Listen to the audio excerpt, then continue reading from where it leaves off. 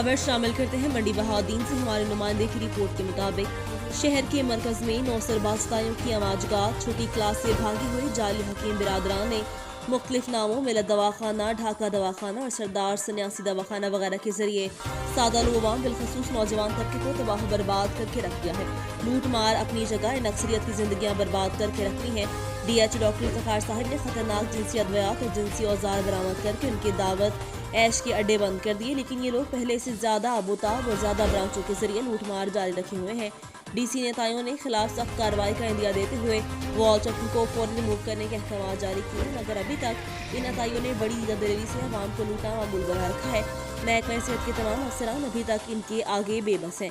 मजीद खबरों के लिए विजिट करें हमारी वेबसाइट। ये खबर आप तक पहुंचाने के लिए हमारे साथ ताउन किया है दीवान पैकर्स।